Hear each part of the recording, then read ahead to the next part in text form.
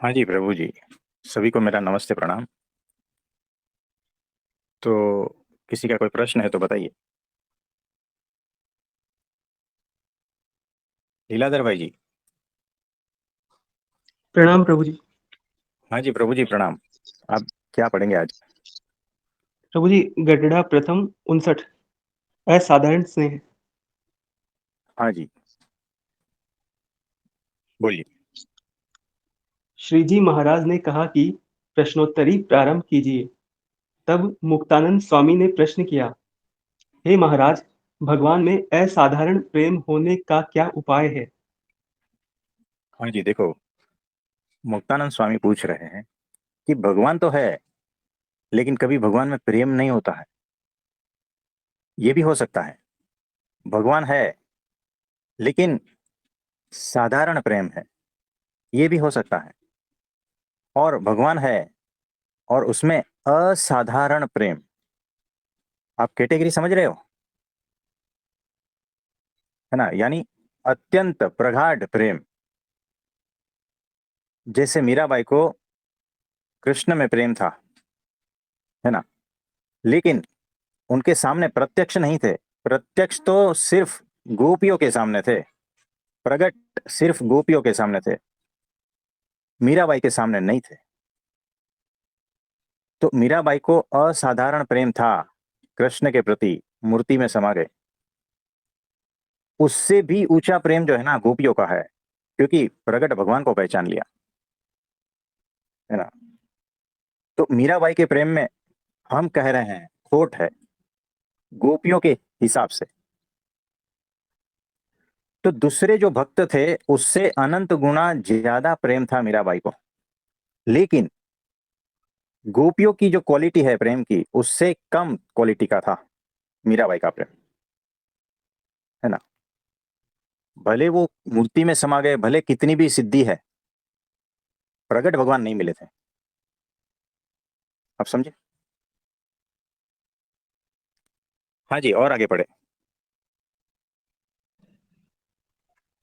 तब श्री जी महाराज ने उत्तर देते हुए कहा कि सबसे पहले तो भगवान के प्रति ऐसा विश्वास हो कि यह जो मुझे मिले हैं वे निश्चित रूप से भगवान है।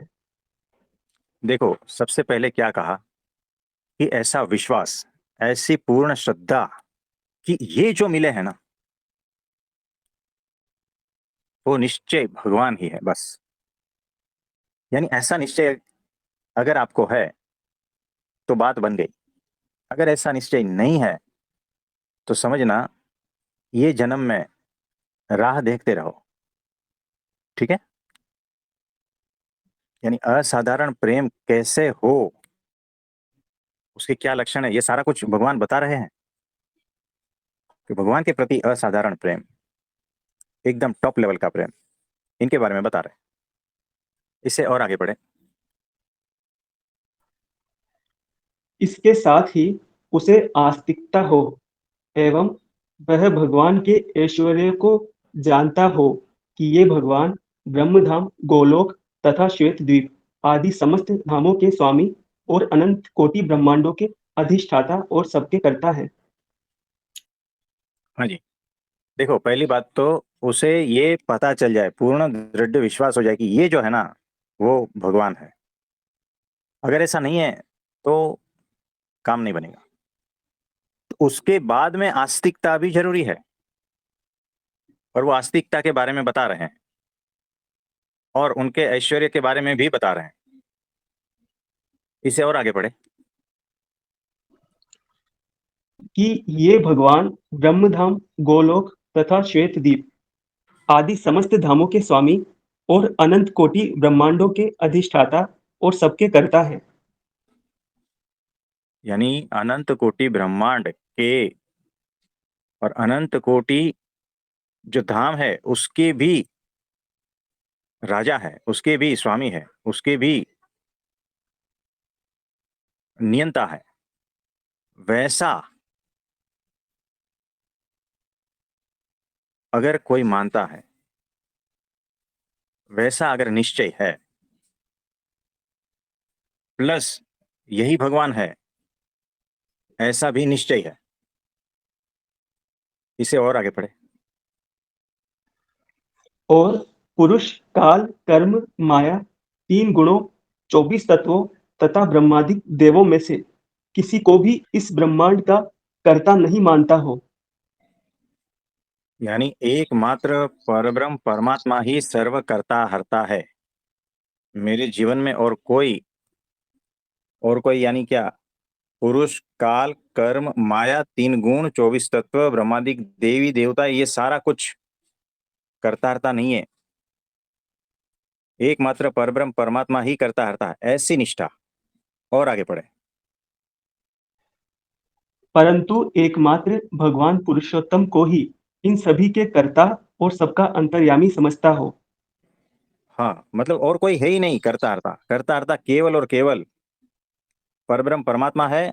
वही अंतर्यामी है, सर्वव्यापी है, सर्व के भीतर प्रकट है। ऐसी समझ जिसकी हो, ऐसी निष्ठा हो।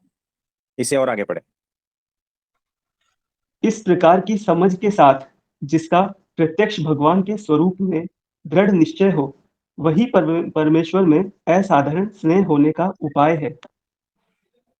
देखो कौन सा निश्चय बताया है कि प्रत्यक्ष भगवान का स्वरूप। अब ये जितनी भी आस्था कही गई, जितनी निष्ठा कही गई, जितना विश्वास, जितनी समझ, ये सारी की सारी जो मुझे मिला है, सामने जो प्रत्यक्ष खड़ा है वही भगवान है, ऐसा भीतर से निश्चय हो जाना, उसके स्वरूप को इस तरह से पहचानना। देखो गोपियों को जो है ना, सहज रूप से ऐसा निश्चय हो गया था। अर्जुन को दिखाना पड़ा था, और सब कुछ दिखाने के बाद भी जो है ना, कर्ण, दुर्योधन, भीष्म पितामह, उनके गुरु, ये वो सब नहीं समझ पा रहे थे। यानी भक्तों का लेवल देखो, भक्तों की निष्ठा देखो, उस निष्ठा के हिसाब से ही परमात्मा का आनंद मिलेगा, याद रखना। और परमात्मा में असाधारण प्रीति, असाधारण स्नेह इसी प्रकार से ही होता है, वो निश्चय से होता है। और हमने पीछे पढ़ा था कि निश्चय कौन करवाएगा, तो ऐसे अक्षर ब्रह्म सत्पुरुष ही करवाएंगे। आप समझे? ऐसे अक्षर ब्रह्म सत्पुरुष को ढूंढ लेना, उनसे ये सारा निश्चय करवा लेना, तब परमात्मा का साक्षात्कार हो जाए, और उनसे प्रीति या जो भी है, सारे गुण फिर दिव्य आपके भीतर उतर जाएंगे। इसे और आगे बढ़े। फिर मुक्तानंद स्वामी ने पूछा, भगवान की ऐसी महिमा जानने पर भी यदि असाधारण स्नेह नहीं होता, तो उसका क्या कारण है? यानी देखो क्या पूछ रहे हैं, कि ऐसी महिमा तो जानता है कि भगवान कैसे हैं।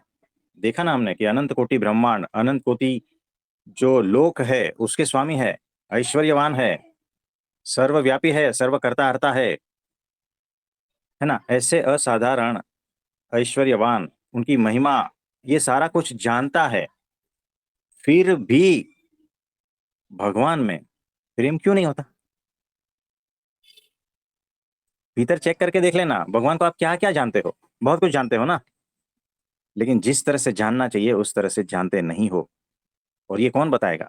ये अक्षर ब्रह्म सत्पुरुष ही बताएगा कि तुम्हारी यहाँ पर ऐसी ऐसी निष्ठा है और ऐसी ऐसी निष्ठा नहीं है। वो वही बताएंगे, है ना। कहाँ पर आपकी कमी है, कहाँ पर सही जा रहे हो, ये वही बताएंगे, और कोई नहीं बताएगा। जो माया के पार के पुरुष है सिर्फ वही बता पाएंगे।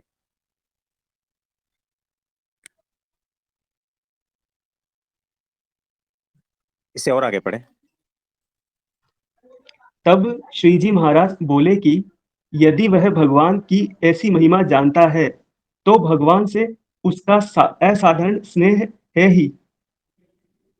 यानी देखो भगवान कह रहे हैं कि ऐसा महिमा तो जानता है, लेकिन उसे पता नहीं है, उसको असाधारण प्रेम है, उसे पता नहीं है। क्योंकि महिमा जानना आसान बात नहीं है। ऊपर ऊपर से जानना तो कोई भी जान सकता है, लेकिन असाधारण प्रेम नहीं होता। साधारण सा ढीला ढीला प्रेम होता है ना। वो जो पीक लेवल का जो है, जिसकी अनुभूति आपने जीवन में कभी भी नहीं की है, उसका तो आपको पता ही नहीं है। तो वो लेवल का तो प्रेम आप नहीं कर पाओगे बिना अक्षर ब्रह्म सत्पुरुष के। तो इसे और आगे पढ़े। किंतु उसे अपने स्नेह के विषय में जानकारी नहीं है। हाँ, भगवान कह रहे हैं कि स्नेह तो है, क्योंकि महिमा है तो स्नेह है, और महिमा अपने आप नहीं समझ में आएगी, अक्षर ब्रह्म सत्पुरुष के द्वारा ही समझ में आएगी। परमात्मा की हमने पीछे देखा ना कि परमात्मा की महिमा और परमात्मा का निश्चय, ये दो चीज जो है ना अक्षर ब्रह्म सत्पुरुष करवाते हैं। और आपको भगवान में कितनी भी श्रद्धा है ना, एक झटके में हटा सकते हैं, है ना। वो निष्ठा करवाना और निष्ठा में से हटा देना, ये उनका काम है। तो अगर ऐसी निष्ठा है, ऐसी महिमा है, तो फिर उनको स्नेह है ही उसे पता नहीं है, ये भगवान कहना चाहते हैं। तो अपने से की गई निष्ठा की बात नहीं कर रहे हैं, अपने से की गई महिमा की भी बात नहीं कर रहे हैं। यहाँ पर बहुत ध्यान रखना है कि माया से पार के पुरुष जब आपको निष्ठा करवाते हैं, उसका क्वालिटी अलग होता है। माया से पार के पुरुष जब परमात्मा की महिमा करवाता है, आपके भीतर उतारता है, तो वो फिर जो है ना, किसी भी माया किसी भी रूप में आए वो हट नहीं सकती। ये वैसी होती है, वज्रसार जैसी होती है ना। तो वज्र समान ऐसा निष्ठा और महिमा अगर है, और आपको लगता है कि मुझे परमात्मा में प्रेम नहीं है, तो भी आप भ्रम में हो। याद रखना, आपको प्रेम अतिशय है ही, लेकिन वो छिपा हुआ है। इसे और आगे बढ़े। जैसे हनुमान जी में अपार बल था, परंतु किसी के बताए बिना उसकी प्रतीति नहीं हुई। फिर मुक्तानंद स्वामी ने पूछा, देश, काल तथा क्रिया के शुभ अथवा अशुभ होने के कारण संग है या अन्य कोई वस्तु? देखो, देश काल क्रिया, ये जो अशुभ है या शुभ है, इसका कारण क्या है, ये पूछ रहे हैं। तो इसका कारण क्या संग है या फिर दूसरा कुछ? तो भगवान कह रहे हैं, आगे बढ़े। श्री जी महाराज ने उत्तर में कहा कि पृथ्वी को देश कहते हैं और वह देश सभी स्थानों पर एक समान रहता है और काल भी एक समान है, परंतु अतिशय महान समर्थ पुरुष जिस देश में रहते हो, उनके प्रताप से अशुभ देश, अशुभ काल, अशुभ क्रिया आदि शुभ हो जाते हैं। हाँ जी। तो यहां पर क्या कह रहे हैं कि देश तो एक ही है, काल भी एक ही है, सब जगह एक ही जैसे दिख रहे हैं, है ना।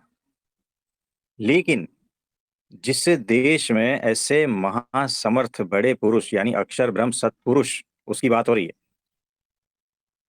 वो जहां पर विराजमान होता है ना, तो वहां पर कितना भी अशुभ हो वो सारा शुभ हो जाता है। आप समझे?